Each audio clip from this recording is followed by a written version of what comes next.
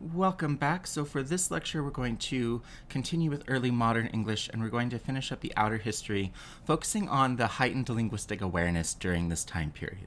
So, in previous time periods, English was the language of lay people. In this time period is when it really starts to gain awareness, starts to gain prestige, starts to gain usage in other areas of life besides everyday life, as we saw from the first lecture on outer history and the sort of social and political situation. But focusing specifically on this awareness of English as a language. By the end of the 13th century, so towards the end of the Middle English period, the status of English was undisputed. We had gotten rid of the influence of French from the French rulers, and so we were able to sort of establish English as the language of the people. And this was something that was not used in all environments until the early modern period. So deciding if it was suitable for things like scholarly work was still sort of in doubt until this early modern period around the 17th century. So even long after Chaucer, even after Shakespeare, there were still people that were writing works in Latin, and Latin was often seen as a better language to convey certain kinds of ideas and certain kinds of concepts. So Francis Bacon, Sir Isaac Newton were writing things in the 1600s still in Latin during this time period, because Latin was still considered the sort of international language of scholarship. So it was a way to get your message out. It was a way to sort of extend beyond England and the English language because it was seen as something that was international in scope. And though there were some languages that had more prestige, like French, Latin was typically understood throughout Europe by educated classes. So the role of the church and the role of religion for many centuries had sort of solidified Latin as that sort of multi-regional area or language that was being able to be understood. English, however, was not in that sort of boat, and English was seen as lacking vocabulary. It was constantly changing. The middle class didn't want to learn Latin, though, so English was still the language that people were using. And as English sort of gained in popularity, as English sort of gained in prestige, we increased our vocabulary, we increased borrowings, and eventually during this time, Latin did give way to English being used as a language of even things like scholarship. So although Latin was still seen as this sort of more prestigious language during this time, English was rising in its popularity until by the end of the early modern period, English had sort of solidified itself as a solid power for that. One of the problems that was seen during this time was one that related to vocabulary. And so this time period in general is often known as the age of linguistic anxiety. And part of this was because people were starting to recognize what English did do, but also what it didn't do compared to some of the other languages that they were seeing and what they expected languages to be able to do. And so as English became the language for all sorts of written communication in England, as it became what was used primarily even in written documents, disputes about the language arose. And one of the biggest problems that was seen during this time was that we didn't have an adequate lexicon to cover all of the concepts that we wanted to talk about. So Latin already had words for these things. We didn't have them, so we started borrowing things. And this new learning that happened in English because of the Renaissance forced English to have to deal with some of these lexical inequities head on. So people were sort of rushing to fill in gaps, and the easiest way to do this was through borrowing different words. So a lot of the borrowing that was done came from Latin during this time. So a lot of our loan words are coming from Latin because Latin was the language of scholarship and English wanted to become like that. Latin became a very influential language for us during this time period. The number of loans during this period is greater than any other time previously. So while the percentage of our language may have been more directly changed by things like French and Middle English, the number of loanwords that we had is much greater during this time period than at any previous time periods, as we're expanding our vocabulary much larger. And so for the first time in history, borrowing was done more consciously. So this was very different than what languages often do. This is also very different than what you might expect to happen in general with linguistics, where borrowings often happen out of necessity rather than sort of consciously. So people were starting to borrow words on purpose and trying to increase the vocabulary to sort of improve the language or to make it feel like it was improving. And so a lot of these borrowed words were scholarly in nature, especially at first, but they did eventually become part of everyone's everyday speech. So as we look through some of the examples in a moment, you'll see that some of these words sound pretty natural and pretty normal English words to us. But during that time, they were seen as highly pretentious and they were seen as highly sort of intentionally borrowed. Some of the issues with this, though, was that not everyone was very responsible with their borrowing. So because borrowing was seen as this sort of way to elevate the language, there was some sort of pretentiousness that was created with this, where some borrowings were used just to kind of show off. There were people that sort of objected to this idea and didn't think that we should be borrowing things at all. So there was some pushback against the idea of borrowing during this time. Most people accepted it in principle, but a lot of these objections were just to how excessive these borrowings were.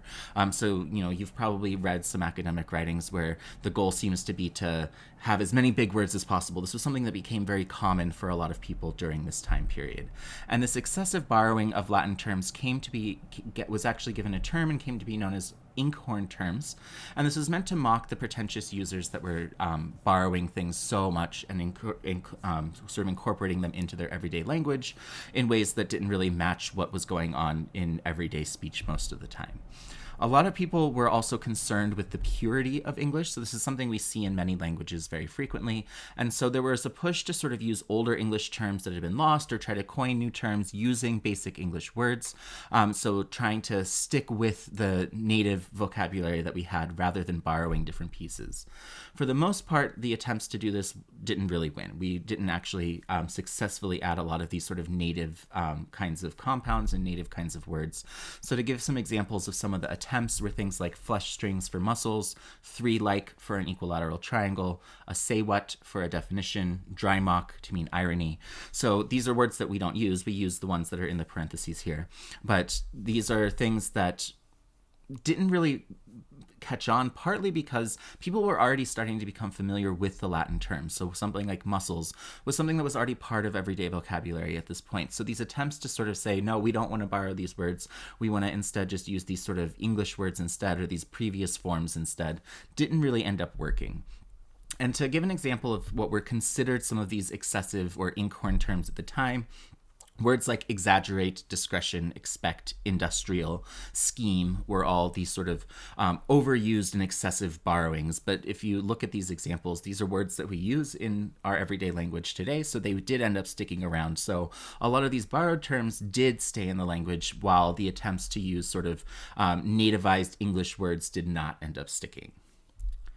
Something that was also happening during this time was an attempt to start reforming the spelling. So by this time period, people started recognizing maybe we need to change our spelling because the sounds are changing, but our spelling hasn't. So remember, we started codifying our spelling at the end of Middle English when we had the printing press, because we can sort of put things into a more standardized form. We can sort of disseminate the same spelling to everyone, so people are able to become more literate. They're learning this particular spelling system. But the Great Vowel Shift was making this very distinct, and so we were sort of moving away from this sound and symbol correspondence that we used to have and that we did have when we were first starting to create our spelling system, and it became very distinct from other languages on the continent of Europe as well that did still have this sort of sound and symbol correspondence that was very similar to what was heard and what was spelled. And we were moving far away from that with this Great Vowel Shift, the big sound shift that took place during this time period. So there were attempts to try to say, well, maybe we should do something about this. Maybe we should change it so that our spelling does better reflect our changes in our pronunciation. Some of them came from people that were involved in the inkhorn controversy. So these were people that were already trying to either fight for or fight against the introduction of different words into the language. So lots of people that were very heavily invested in thinking about what can we do to make English better or make it more acceptable in some ways. So there were propositions to do things like eliminate all of the silent letters, increase vowel length, specifically where silent letters represented long vowels. So this would be, sometimes you would see this in the middle of words where you would have a letter that's not pronounced any longer, but the vowel is sort of lengthened. This happened with R's a lot, as people were not pronouncing R's, but they were lengthening vowels. That would be another example of something like this.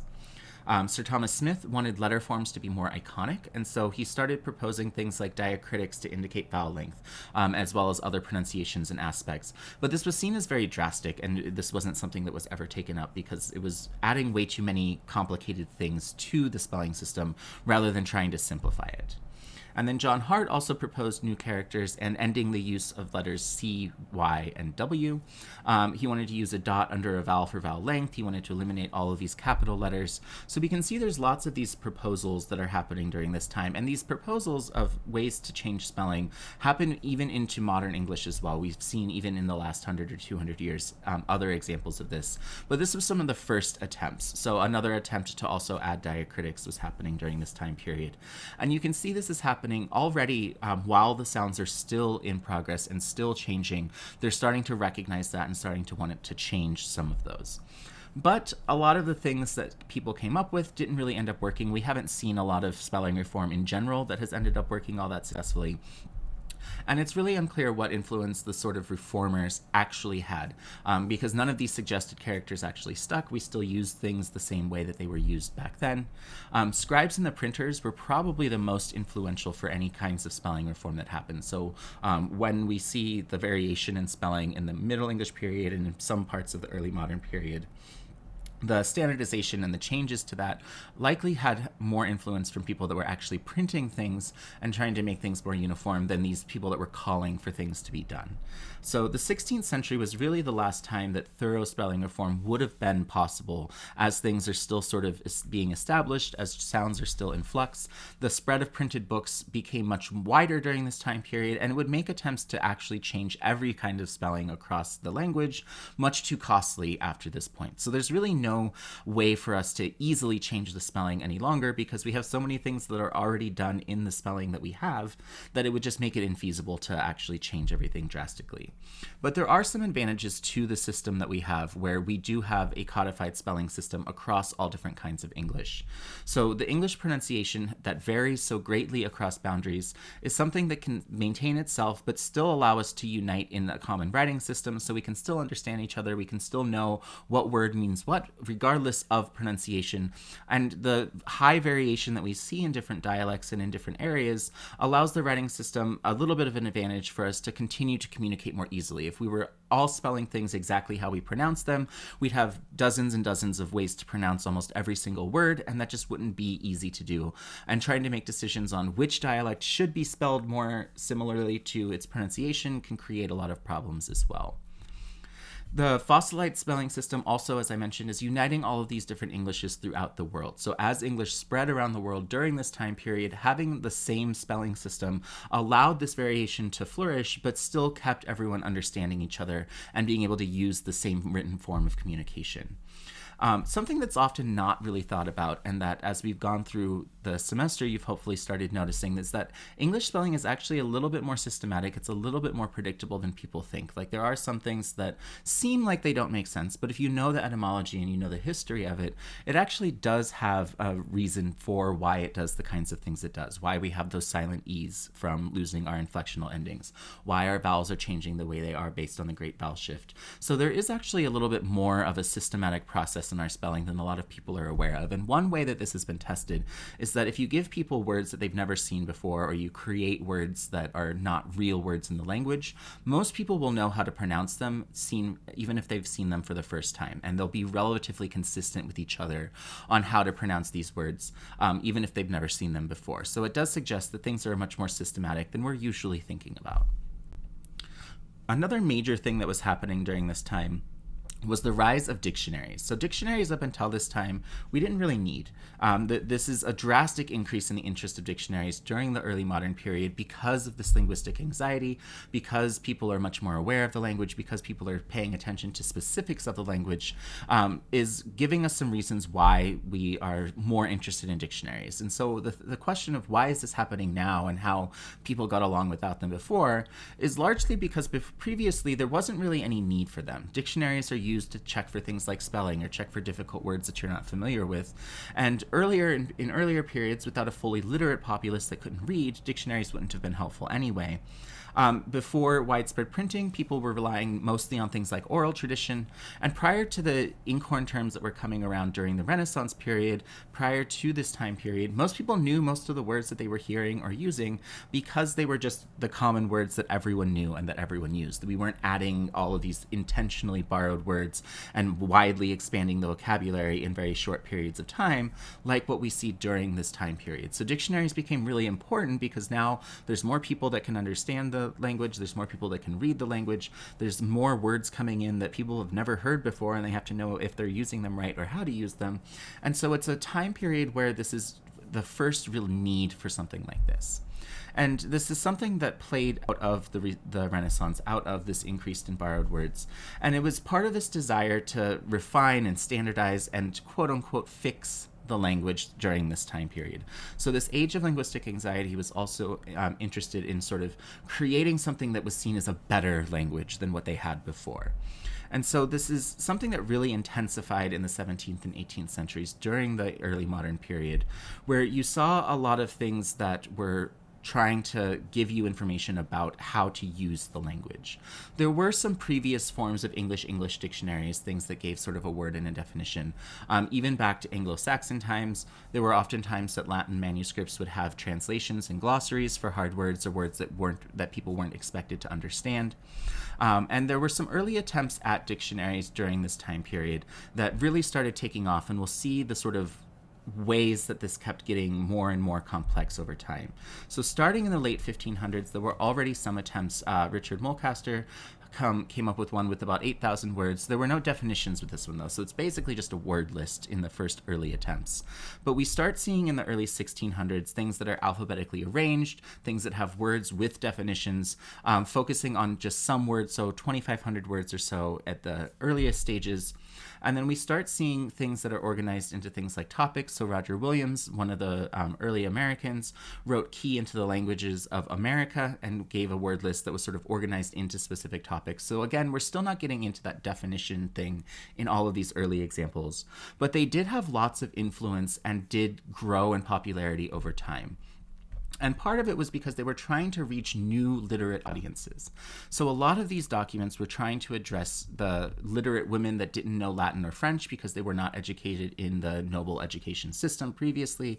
It reflected efforts of the Reformation, partly with an assumption that women were going to be reading the Bible. So one of the dictionaries, this is the actual title of the dictionary, and it looks long, and it is, a table alphabetical containing and teaching the true writing and understanding of hard usual English words, borrowed from the Hebrew, Greek, Latin, or French, etc., with the interpretation thereof by plain English words, gathered for the benefit and help of ladies, gentlewomen, or any other unskillful persons, whereby they may the more easily and better understand many hard English words, which they shall hear or read in scriptures, sermons, or elsewhere, and also be made able to use the same aptly themselves.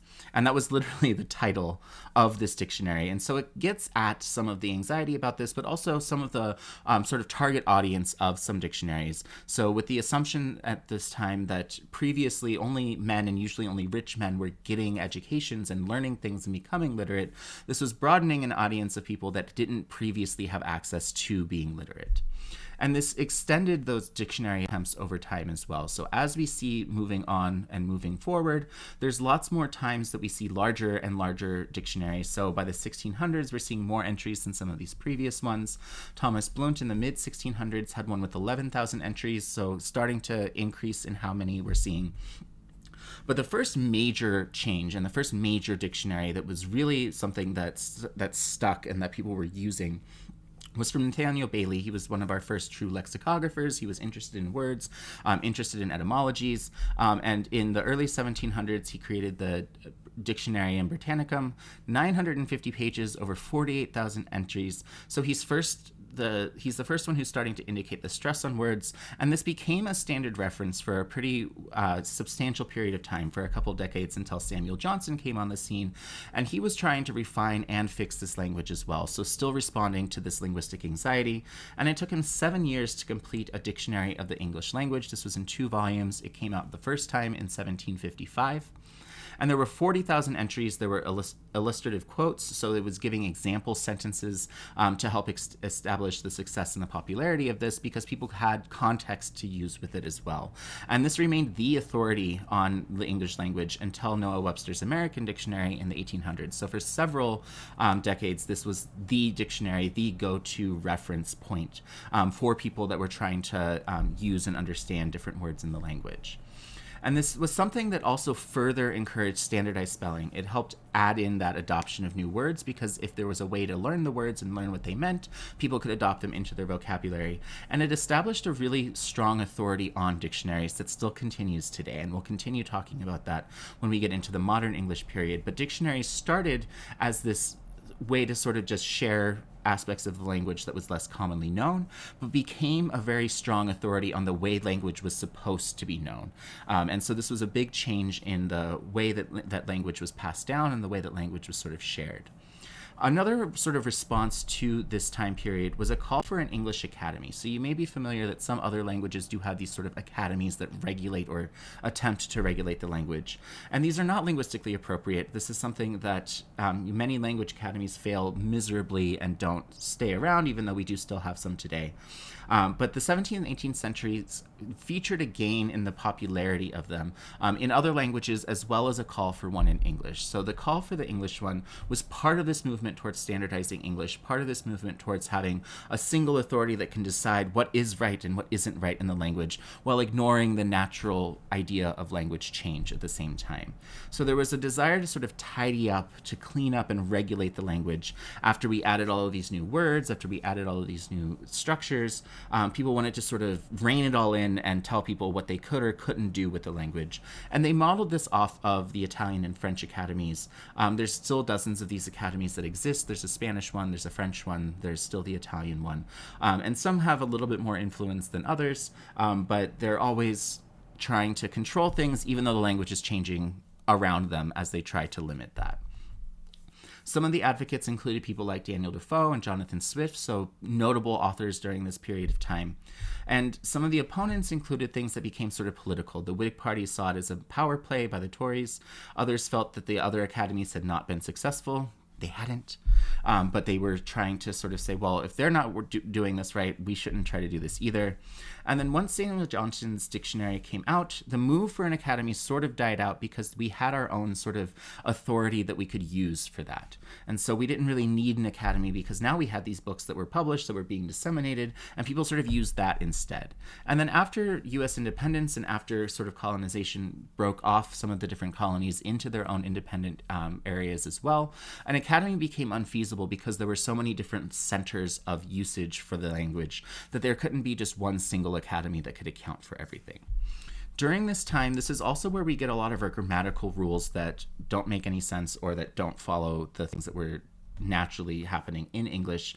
And there was this idea of universal grammars, and this wasn't what you might have heard from something like Chomsky. This was something that was based mostly on Latin, where after the dictionary from Johnson came out, there was this normative and prescriptive grammar that was introduced, where people were trying to tell you how to use the language, not just what words we had. So Robert Loth was one of the first to publish a grammar of English, a short introduction to English grammar, in 1762. And the idea was to codify the English language, to tell people what the rules were of language. And so this is the beginnings of where we get English class today. And a lot of the same kinds of rules that came about during this time are still ones that we're teaching people today. And the goal here was to sort of apply a classical grammar, something that was sort of Latin-based, to an analytic and relatively uninflected language like English. And this was really a farce. This wasn't an application that made sense, but they tried to do it anyway. So this approach was sort of creating this situation where they could have this sort of authoritarian ideal of correctness and this mania for rules that was so important during this time as they were undergoing this age of linguistic anxiety. They wanted clear answers. They wanted rules. They wanted to know what was right and what was wrong without recognizing how much variety there actually is in the language, which we've seen throughout the history so far. They wanted to sort of just say, well, this is right and everything else is wrong. And Loth's book became so popular that it had 22 different editions by the end of the 1700s. So in those last couple of decades, it had gone through several editions. It was widely spread. It was widely popular. And these grammarians were trying to sort of what they called cure the evils of immorality, ignorance, and false taste in the language. So some of the things that they were trying to agree on were a few sort of goals that they had. One, they wanted to observe grammar habits of language. They wanted to reduce them to codified principles and rules. So they wanted to see, okay, well, what are people doing, and what should we tell them that they should be doing? They wanted to settle some of the debated points of usage by condemning the wrong forms. So if there were multiple ways of saying something, they wanted to tell you which ones were right, and they wanted to tell you which ones were wrong. We still see people doing that today. And they wanted to, quote, improve the language by correcting past errors. So they wanted to take some of that variation that existed, some of those dialect differences, some of the differences in spelling that we're still seeing, and they wanted to correct it and create just one single possibility for everything in the language. And so they proposed a few different things. They wanted to use logic or reason. They wanted analogies to classical languages, especially Latin. They wanted to use some of the etymology and history. And then they also relied on what they said sounded right. And so you can imagine when there's a bunch of highly educated men that are in a room, that what they think sounds right may not actually be what sounds right to everyone else. But that was where a lot of these rules are initially coming from. And so these logicians of English were neglecting to see the dynamic nature of language. They were neglecting to see that what works for one tongue may not work for another, that what works in one community may not work for another. And they were trying to erase all of that variation and all of those differences. And they falsely equated Latin grammar with what they considered this idea of universal grammar, something that doesn't exist through Latin. This is different from Noam Chomsky's idea of this. And though their attempts were very misguided linguistically, they were linguistically wrong in many cases, they were still very powerful, and a lot of these prescriptions still dominate English learning today. So when you think about what you were taught growing up in class, about the specific rules that you should or shouldn't use in English, things that you're supposed to do, they come from the 18th century, and they come from during this time period, and we still use them frequently today. But there's a lot of linguistic problems with this prescriptivism as it was taking place. These grammars were often using very ridiculous etymologies of words. So many of them were borrowed from French, but they were sort of coming up with these sort of histories of them and what they used to mean and not always being accurate with it. They often lacked a lot of linguistic and historical perspective, and they applied these universal rules of an unspoken inflected language like Latin to a living and analytic language like English. So they were taking these rules that Latin had and saying, well, Latin can't do that, so English shouldn't do it, or Latin does that, so English should do it, when it didn't really work because we were such different kinds of languages. And a lot of these rules still dominate today. So you've probably heard rules like don't split infinitives, don't end sentences in a preposition, don't use double negatives. But all of these are natural features that we've historically seen in English. Many of these are still found in many dialects. We don't see them frequently in standardized forms of English because they're part of that prescriptive rule of what you are or you aren't supposed to do. But naturally, we do this in our everyday lives frequently for many of these. Some of us may not use double negatives as often anymore, but many dialects of English do still have double negatives very consistently. So these are still rules that are around, even though they're told, well, you're not supposed to do this. It was usually these things that you were not supposed to do rather than things that you were supposed to do. And what ended up a big problem that sort of came out of this time period that still exists today is this sort of smug, this is correct attitude into studying English while ignoring what was really going on, while ignoring the fact that languages change consistently. We still see this attitude very frequently from people that are typically educated, typically already speaking a standardized or dominant form, and saying, well, this is the way that you're supposed to do it. Why would you say it like that? That's so blah. That's so blah. And sort of talking down on people that aren't using the correct forms of things without recognizing the amount of ignorance that's actually involved in seeing the linguistic reality of that. And this led to a legacy that continues today. We still have examples, especially in academic writing, of this sort of pretentious Latinized style. I was told frequently in grad school that I wrote too Germanic and I needed to use more Latinate words in order for it to be taken more seriously. So we can see examples of this where the Latinized style is still seen as better when we're using these certain kinds of forms. It created this ignorance and confusion that grammar is just this sort of linguistic etiquette, and rather than just the system of how a language actually works. And it led to a big lack of understanding that grammar is a set of formal patterns. It's part of linguistic science. It's part of just how we understand language as it's put together and as speakers are using it, rather than telling people what they're supposed to be doing. So that gets into a lot of the things that lead us into modern English and lead us into where we are today and why we have the kinds of issues with the language that we have today, both in spelling, but also in all of these grammar things that we're told to do or not to do. So if there are any questions, as always, shoot me an email, send me an office hours appointment, bring questions to class, and we'll talk through them together.